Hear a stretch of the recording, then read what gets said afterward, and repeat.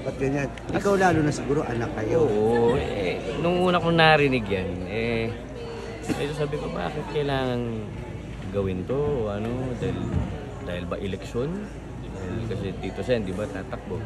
Tapos, kumbaga nananahimik na pare-pareho. Ba't kailangan buhayin pa yung mga ganitong tapos na? Kumbaga patay na, bubuhayin mo pa. Hayaan na natin sa hukay. Nagagamit, no? Kung ano man yung kwento na yun, pero nagagamit sila sa publicity at lahat. Well, you could say that.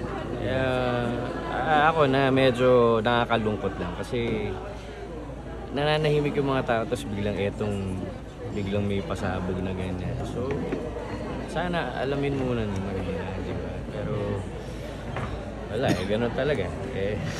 Pero KMP, yung anak ni Richie daw, kung magsasagawa ng legal action, ikaw ba, sa side niyo ba, meron? Wala, ayoko ayoko makisali. Nakausap ko na si Tito Joe.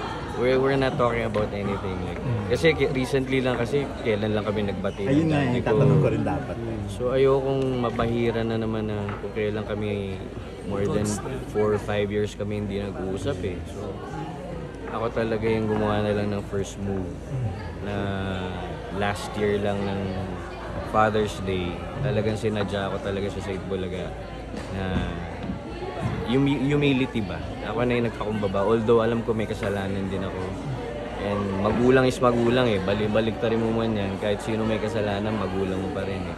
So ayokong mabahiran yung pag-awayan pa namin yung mag-ano. So, ewan ko bakit nila naiisip na kailangan kumbaga ang ayos-ayos ng pamumuhay ng bawat isa tapos guguluhin ng ganyan.